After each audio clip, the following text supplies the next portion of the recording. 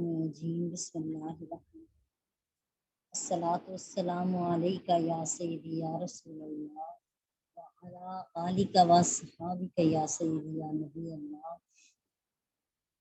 رب اشرح لی صدری ویسر لی امری واحلل عقدۃ من لسانی یفقهوا قولی واجعل لی وزیرا من اہلی رب زدنی علما رب زدنی علما رب زدنی علما ربی یسر ولا تعسر وتمم بالخیر وبک نستعین اللہم اجرنی فی مصیبتی واخلف لی خیرا منہا اللہم صلی علی سیدنا مولانا محمد وعلی آلہ وصحبہ وسلم۔ جامعہ دختران اسلام کے ترجمہ القرآن کورس میں آپ سب کو خوش آمدید ہے۔ ہماری سورہ نساء کی آیت نمبر 16 چل رہی ہے۔ ایک مرتبہ ترجمہ پڑھ لیتے ہیں۔ اور تم میں سے جو دو شخص بے حیائی کا ارتکاب کریں تو تم ان کو اذیت پہنچاؤ، بس اگر وہ توبہ کر لیں تو ان سے درگزر کرو۔ کیونکہ بے حیائی کا تذکرہ ہو رہا ہے تو اسی کا ایک حصہ غلام ہے جس کو ہم نے کل سٹارٹ کیا تھا۔ آج دوبارہ یہیں سے شروع کرتے ہیں۔ بنیاد یہی ہے قرآن پاک میں جہاں جہاں بھی بے حیائی کا تذکرہ کیا گیا ہے تو ہمارا دین اسلام اسی لیے مرد اور عورت کے اختلاط کو پسند نہیں کرتا کہ وہ کسی ایک جگہ پر اکٹھے ہوں اکیلے تنہائی میں، تو یقیناً ان میں تیسرا شیطان موجود ہوتا ہے۔ اب یہاں پہ ہم جنس پرستی کے حوالے سے بات کی جا رہی ہے۔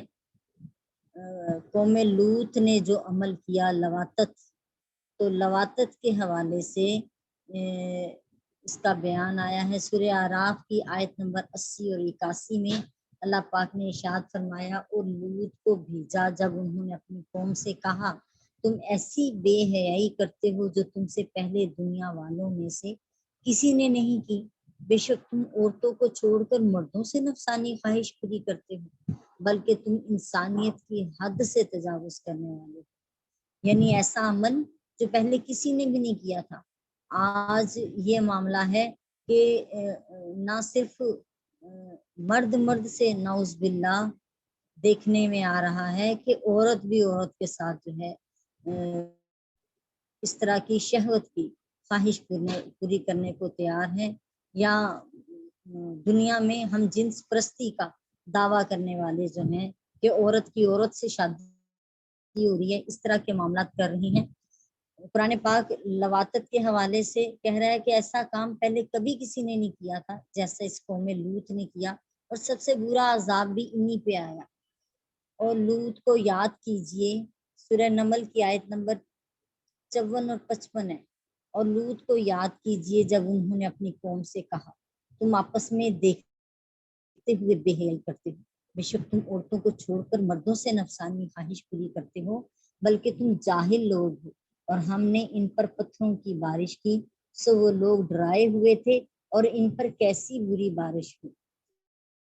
سورہ ہود کی آیت نمبر 82 اور 83۔ اور جب ہمارا عذاب آ پہنچا تو ہم نے قوم لوط کی بستی کو اوپر کے حصے کو نیچے حصہ کر دیا، اور ہم نے ان پر لگاتار کنکر پتھر برسائے، اور جو آپ کے رب کی طرف سے نشان زدہ تھے، اور پتھر برسانے کی یہ سزا ظالموں سے دور نہیں ہے۔ یعنی اگر اللہ چاہے تو اب بھی جو اس طرح کے ظلم کرنے والے ہیں ان پر یہ سزا دور نہیں ہے۔ اللہ قادر ہے کہ ان کو بھی اسی سزا کا مرتکب ٹھہرائے۔ اللہ اپنی پناہ میں رکھے، استغفر اللہ۔ لیکن آج بے حیائی اس حد کو جا چکی ہے کہ اللہ معاف فرما دے کہ مساجد میں اور مساجد کے علاوہ بھی گھروں میں باہر اتنی بے راہ روی کی روش چل پڑی ہے۔ اس کی وجہ یہی ہے کہ ہم نے اپنی اس عادت کو ختم کر دیا ہے جس کے لیے اس امت مسلمہ کو ظاہر کیا گیا تھا، اور وہ کام کیا تھا؟ قرآن کہتا ہے کہ مسلمان امت اسی لیے ظاہر کی گئی کہ وہ برائی سے روکے اور نیکی کا حکم دے۔ اور جب ہم نے یہ روکنا بند کر دیا، نیکی کا حکم دینا بند کر دیا، اور سب کے لیے کہا کہ سب اپنا اپنا معاملہ کرتے رہیں، ہمیں کسی سے کیا تعلق ہے، کیا معاملہ ہے۔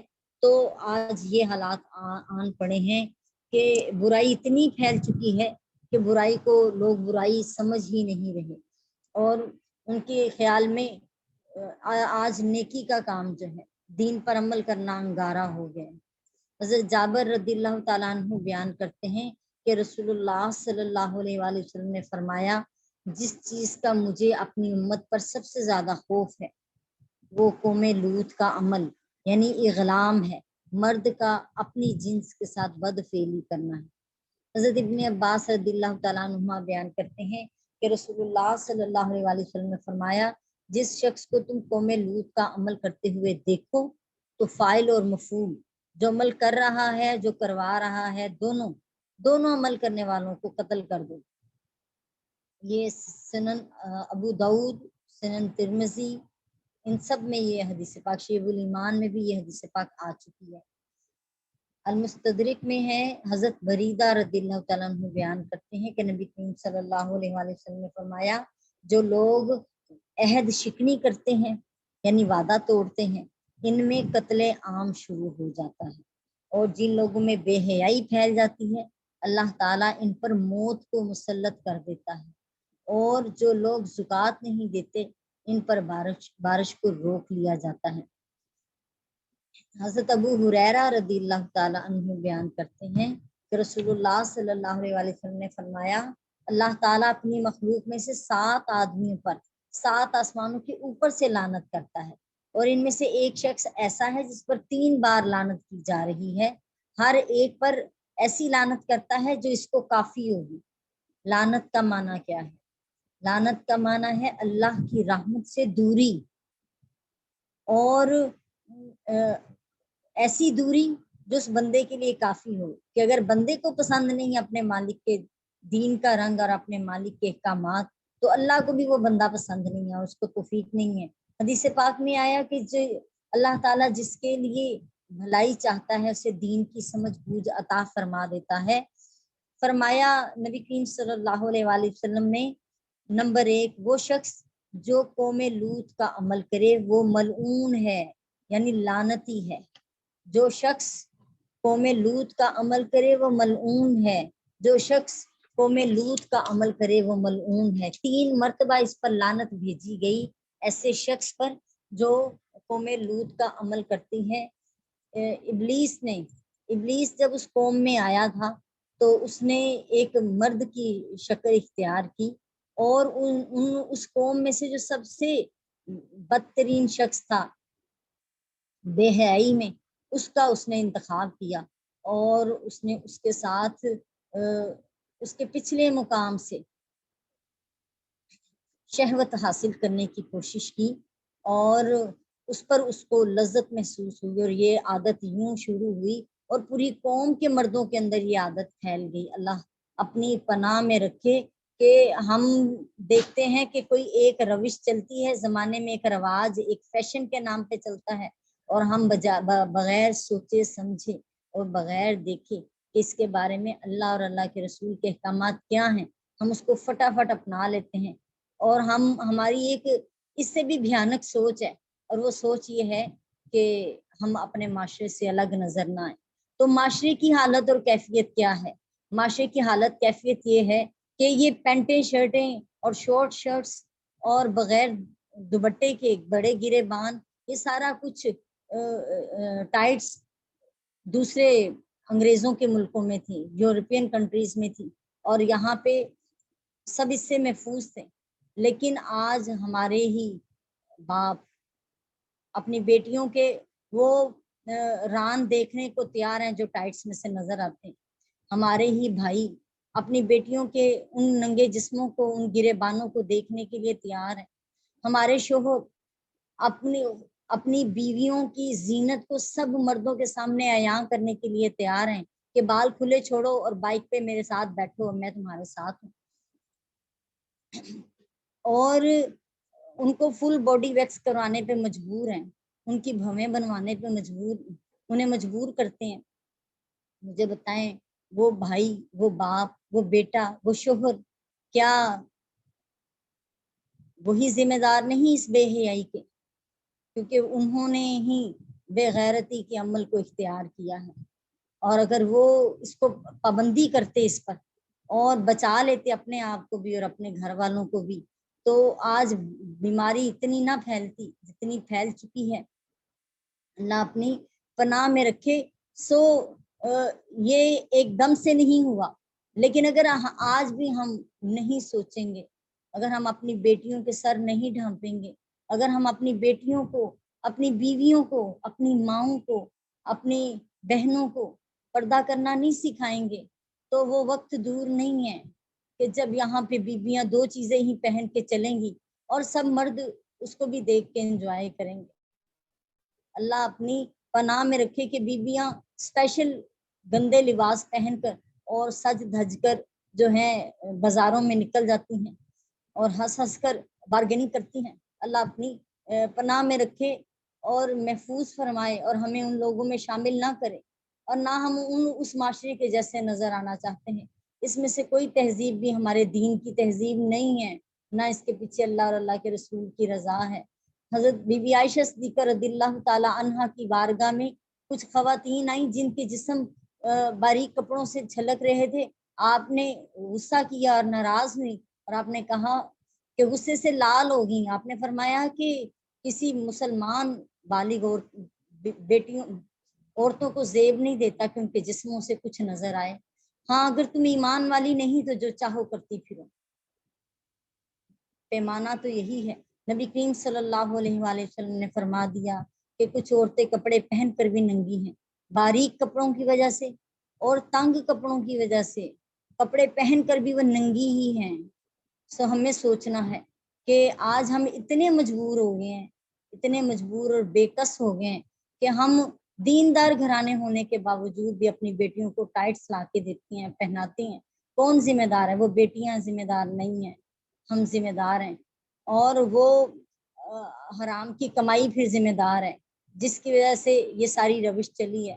ماں ذمہ دار ہے جو پہلی درسگاہ تھی، جس نے اپنی بیٹی کو چھوٹی عمر سے تربیت سکھانی تھی۔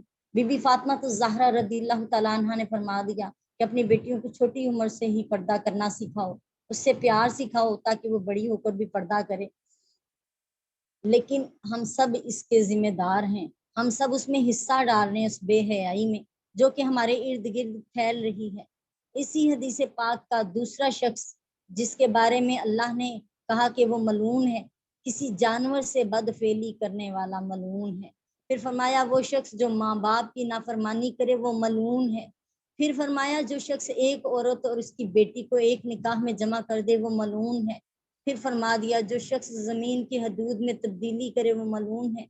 پھر فرما دیا جو شخص اپنے مولا کے غیر کی طرف منسوب ہو جائے وہ ملعون ہے۔ اللہ اپنی پناہ میں رکھے۔ حضرت ابو ہریرہ رضی اللہ تعالیٰ عنہ بیان کرتے ہیں رسول اللہ صلی اللہ علیہ وآلہ وسلم نے فرمایا 4 آدمی اللہ کے غضب میں صبح کرتے ہیں اور اللہ کے غضب میں شام کرتے ہیں۔ میں نے پوچھا یا رسول اللہ صلی اللہ علیہ وآلہ وسلم وہ کون ہیں؟ فرمایا وہ مرد جو عورت کی مشاہبت کریں اور وہ عورتیں جو مردوں کی مشاہبت کریں۔ آج ہماری پینٹیں شرٹیں کیا ہیں؟ لڑکیاں مردوں جیسے بننے کو تیار ہیں اور لڑکے عورتوں کی طرح کانوں میں بالے اور گلوں میں چینیں اور ہاتھوں پہ چوڑیاں پہننے کو تیار ہیں۔ فرمایا جو شخص جانوروں سے بدفعلی کرے اور جو مرد مرد سے بدفعلی کرے وہ سب ملعون ہیں۔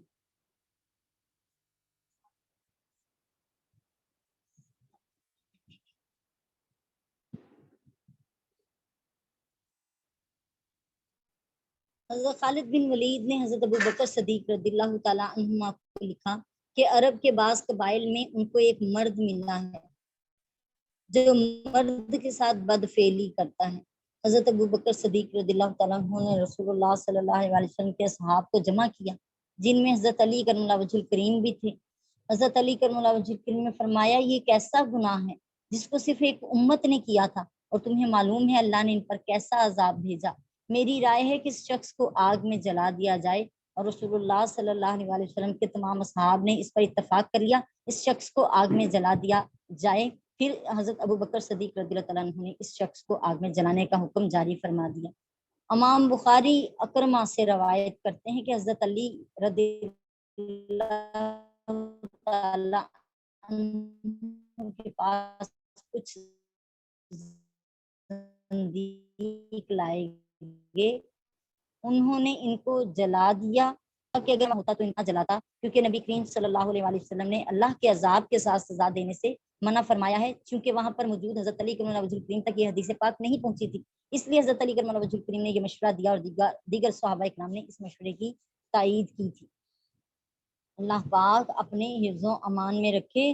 اور اس قوم لوط کے سزا کے بارے میں کہا گیا کہ اس کو تعزیر لگائی جائے، مثلاً اس کو آگ سے جلایا جائے یا اس پر دیوار گرا دی جائے، ایسے شخص پر جو لواطت کرنے والا ہے، اور اس کو کسی بلند جگہ سے الٹا کر کے گرا دیا جائے، اس پر پتھر مارے جائیں، یا اس کو کوڑوں سے مارنا جو ہے اس کا بھی حکم دیا گیا۔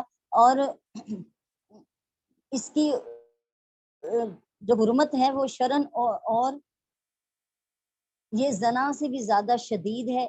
زنا کی حرمت طبعاً نہیں ہے، کیونکہ جس عورت کی طرف طبیعت راغب ہو اس سے نکاح کرنے کی اجازت ہے کہ اس سے نکاح کر لیا جائے، اور اگر وہ کنیز ہے تو اس کو خرید کر اس سے شہوت پوری کی جا سکتی ہے۔ اس کے برخلاف اگر کسی لڑکے سے طبیعت راغب ہو جائے تو اس سے قضائے شہوت کا کوئی جائز ذریعہ نہیں ہے۔ اس لیے امام ابو حنیفہ رضی اللہ تعالیٰ عنہ کے نزدیک اس پر حد نہیں ہے، کیونکہ یہ حد سے بھی بڑھ کر جرم ہے، اور حد تو مجرم کو جرم سے پاک کر دیتی ہے کہ جب اس پر حد لگائی جاتی ہے تو وہ اس جرم سے بری ذمہ سمجھا جاتا ہے۔ اللہ پاک اپنی حفظ و امان میں رکھے، اور ہمیں ایسے اعمال سے بچا کر رکھے جس سے ہم اللہ تعالیٰ کی لعنت میں گرفتار ہو جائیں۔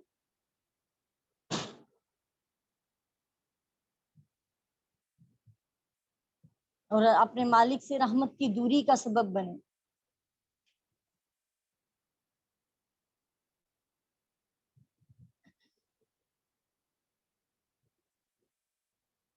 اللہ تعالیٰ ارشاد فرما رہے ہیں اگلی آیت میں، انما التوبۃ علی اللہ للذین یعملون السوء بجہالۃ ثم یتوبون من قریب فاولئک یتوب اللہ علیہم وکان اللہ علیما حکیما۔ انما صرف توبہ علی اللہ، اللہ ہی کے ذمہ ہے، للذین یعملون ان لوگوں کی جو برائی کر بیٹھے، یعملون السوء برائی کر بیٹھے، بجہالت لا علمی میں جہالت میں نادانی میں برائی کر بیٹھے، ثم یتوبون پھر وہ توبہ کر لیں، من قریب جلدی سے، قریب سے مطلب یہ ہے کہ فوراً، فاولئک یتوب اللہ تو یہی وہ لوگ ہیں جن کی اللہ توبہ قبول فرماتا ہے، علیہم ان کی، وکان اللہ اور اللہ تعالیٰ ہے، علیمن حکیمہ خوب علم رکھنے والا اور حکمت والا۔ توبہ کی توفیق دینا صرف انہی لوگوں کے لیے ہے جو جہالت سے گناہ کر بیٹھیں، یعنی نادانی میں گناہ کر بیٹھے پھر ان قریب توبہ کر لیں، تو یہ وہ لوگ ہیں جن کی توبہ اللہ اپنے فضل سے حتماً قبول فرما لیتا ہے۔ اللہ نے صرف انہی لوگوں کی توبہ قبول کرنے کا وعدہ فرمایا ہے جو نادانی کے باعث برائی کر بیٹھیں پھر جلد ہی توبہ کر لیں، پھر اللہ ایسے لوگوں پر اپنی رحمت کے ساتھ رجوع فرمائے گا، اور اللہ بڑے علم والا بڑی حکمت والا ہے۔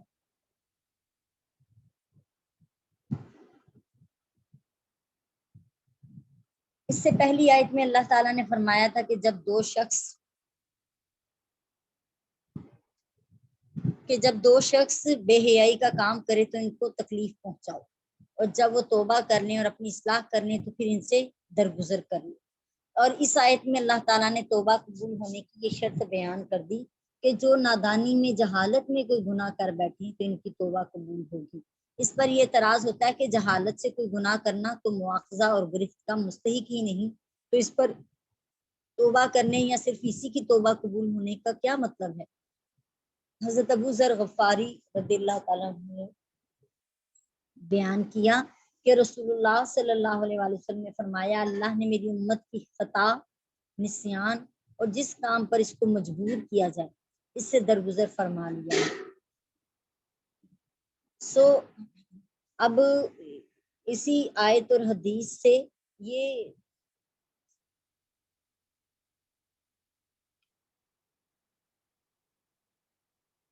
جو اعتراض سامنے آ رہا ہے اس کے جوابات کیا ہیں کہ اللہ تعالیٰ کے نزدیک گناہ کا ارتکاب جہالت ہے، خواہ وہ گناہ عمدن کیا جائے، جیسے قرآن مجید میں آیا یوسف علیہ السلام نے کہا، یہ سورہ یوسف کی آیت نمبر 33 ہے، یوسف علیہ السلام نے دعا کی اے میرے رب مجھے قید خانہ اس گناہ کی بنسبت زیادہ محبوب ہے جس کی طرف یہ عورتیں مجھے دعوت دیتی ہیں، اور اگر تو نے ان کا بکر مجھ سے دور نہ کیا تو میں ان کی طرف مائل ہو جاؤں گا اور جاہلوں میں سے ہو جاؤں گا، یعنی جانتے بوجھتے بھی میں وہ کام کر گزروں گا۔ سورہ یوسف کی ہی آیت نمبر 89 ہے جس میں یوسف نے اپنے بھائیوں سے کہا کیا تم کو علم ہے کہ تم نے یوسف علیہ السلام اور اس کے بھائی کے ساتھ کیا سلوک کیا جب تم جاہل تھے۔ ان کے علاوہ قرآن مجید میں اور بھی بہت ساری آیات ہیں جن میں عمدن معصیت یعنی گناہ پر جہالت کا اطلاق کیا گیا ہے۔ قتادہ فرماتے ہیں کہ صحابہ کا اس پر اجماع ہے، اتفاق ہے اس بات پر، اس رائے پر کہ ہر معصیت جہالت ہے، خواہ عمدن ہو یا بغیر عمدن ہو۔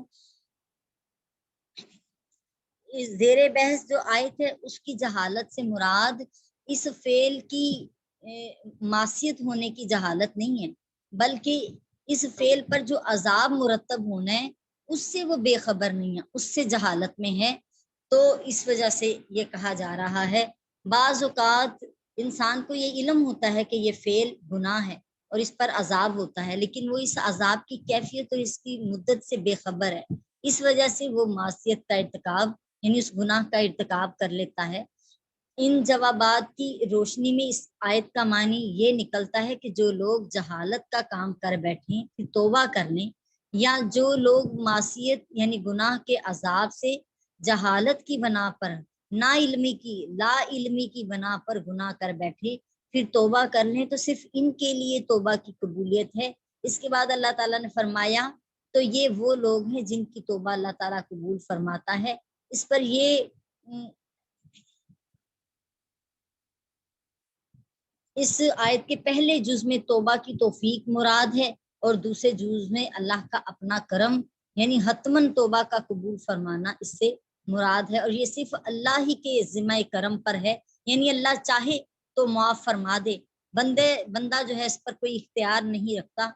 خلاصہ یہی ہے کہ توبہ کی توفیق دینا صرف انہی لوگوں کے لیے ہے جو نادانی میں گناہ کر بیٹھیں، لا علمی میں گناہ کر بیٹھیں، انہیں اس گناہ کے شدید ہونے کا اندازہ ہی نہیں ہے، اور پھر جلد ہو جانے کے بعد اندر ندامت پیدا ہو اور فوراً وہ توبہ کی طرف دوڑے جو ہی ان کو پتا چلے کہ یہ ہم سے غلطی ہو گئی ہے، تو یہ وہ لوگ ہیں جن کی توبہ اللہ تعالیٰ اپنے فضل سے حتماً قبول فرما لیتا ہے۔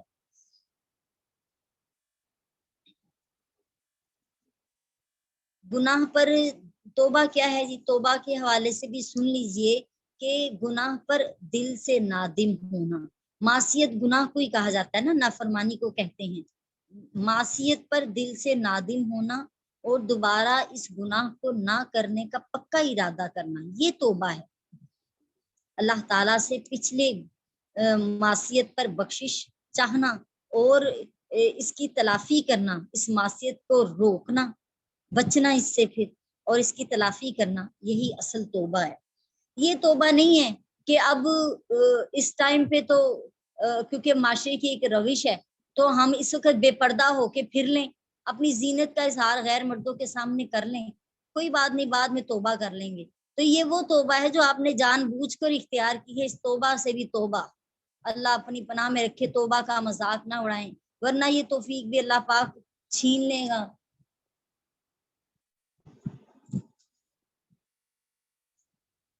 اگلی آیت کو شروع کرتے ہیں۔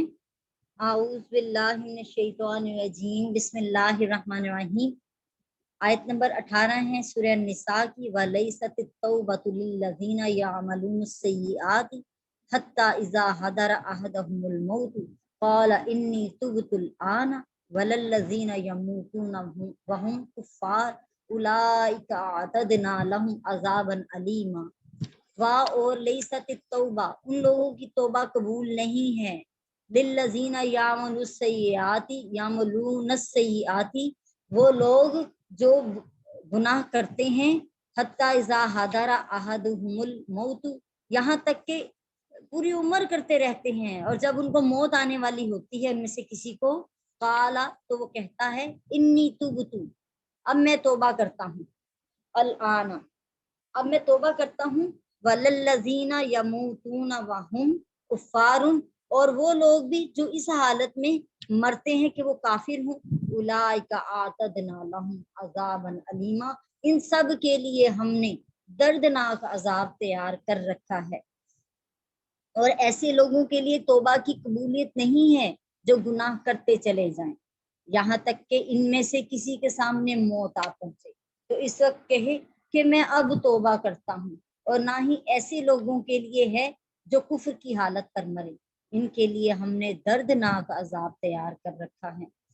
इससे पहली आयत में फरमाया था कि जो लोग गुनाह करने के बाद जल्द तौबा कर लेते हैं, अल्लाह ताला इनकी तौबा कबूल फरमा लेता है। अब इस आयत में फरमाया जो लोग मुसलसल गुनाह करते रहते हैं और तौबा करने में ताखीर करते हैं, यानी हम में से अक्सर का ये ख्याल है कि नहीं, इसी उम्र में ही, अभी इसी छोटी उम्र में ही इन बच्चियों को हम नमाजें सिखानी शुरू कर दें और दुपट्टे लपेटने शुरू कर दें, ये माई अम्मा लगनी शुरू हो जाए।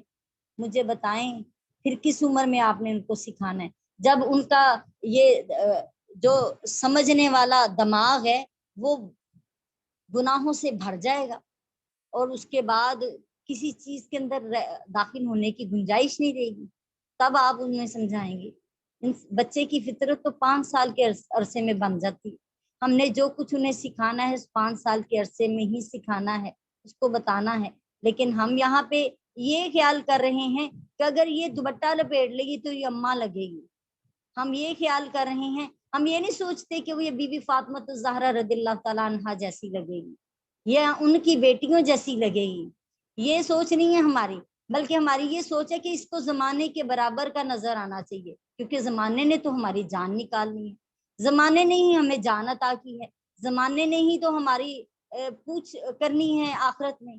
क्या ख्याल है, जमाने में नहीं कर, जमाने ने नहीं करनी, ये जान अल्लाह ने दी है, अल्लाह ने ही, ये अल्लाह की ही इमानत है।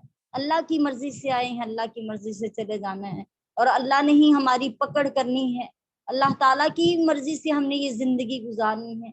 इसलिए अल्लाह पाक ने कुरान पाक में फरमाया इनसे ना डरो, सिर्फ मुझसे डरो। तो हमें सोचना है कि हम क्या करना चाहते हैं। आज इतनी बेराह रवी है कि हमारे इलाके की बात है कि वालदा अपनी बेटी के साथ जा रही है और वहीं पे जो है किसी मर्द ने उसको झपट के उस बच्ची को पकड़ लिया और वहीं पे लटा लिया। मुझे बताएं, यहाँ तक बेहयाई आ पहुंची है तो किसने पहुंचाई है? हमने पहुंचाई है।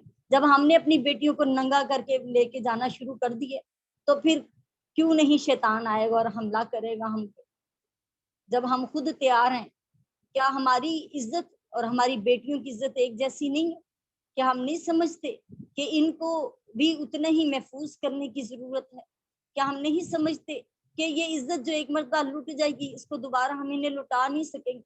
फिर क्या हम नहीं समझते कि इनके लिए पाकी कितनी जरूरी है? अल्लाह ताला हमें समझने की तौफीक दे दे कि हम अपनी बेटियों को खुद ही नंगा करने वाले ना बन जाए। कुरान पाक में आया क्या है, बनी आदम ध्यान रखना कहीं शैतान तुम्हें नंगा ना कर दे, जिस तरह तुम्हारे बाप आदम अलैहिस्सलाम और अम्मा हवा को उसने नंगा कर दिया था। आज वही चाल वो दुनिया में चल रहा है और हम सब खुशी से नंगा होने को तैयार हैं। बल्कि हम कहते हैं कि इतना ना ढांपो अपने सर को, हवा लगने दो, दुनिया की हवा लगने दो इसे। अल्लाह अपनी पनाह में रखे। और हम सबसे पहले तो हमारे माँ बाप को ही मुसलमान होने की जरूरत है। वो खुद मुसलमान होंगे तो आगे से अपनी बेटियों को बेटों को मुसलमान कर सकेंगे। پھر فرما دیا کہ جب یہ لوگ مسلسل گناہ کرتے رہتے ہیں اور توبہ کرنے میں تاخیر کرتے ہیں حتیٰ کہ ان کی روح کا وقت نزاع آ جاتا ہے تو وہ امور غیبیہ کا مشاہدہ کر لیتے ہیں، اس وقت ان کو اضطراری طور پر اللہ تعالیٰ کے حق ہونے کا یقین ہو جاتا ہے، اس وقت وہ ایمان لے آئیں یا توبہ کر لیں تو وہ ایمان اور توبہ مقبول نہیں ہے، کیونکہ اپنے اختیار سے اللہ کو حق ماننے اور توبہ کرنے کا نام ہی ایمان ہے۔ اب جب وہ اس کیفیت میں آگے کے غرغرے کی کیفیت میں ہے، موت آ پہنچی ہے، اب یہ معاملہ کرنے کا کیا معاملہ ہے، کچھ بھی اب ان کے ہاتھ نہیں رہا، اب تو اللہ نے ان کی پکڑ کر ہی لی ہے۔ حضرت عبداللہ بن عمر رضی اللہ تعالیٰ عنہما بیان کرتے ہیں کہ نبی کریم صلی اللہ علیہ وآلہ وسلم نے فرمایا کہ جب تک غرغرہ موت یعنی نزاع روح کا وقت نہ آئے، اللہ تعالیٰ بندوں کی توبہ قبول کرتا رہتا ہے، جو ہی وہ غرغرے کی کیفیت طاری ہوتی ہے وہ وقت ختم ہو جاتا ہے۔ امام ابن جریر نے حضرت ابن عباس رضی اللہ تعالیٰ عنہما سے روایت کیا ہے کہ جس شخص نے فرشتوں کو دیکھنے سے پہلے توبہ کر لی وہ اس کی عنقریب توبہ ہے۔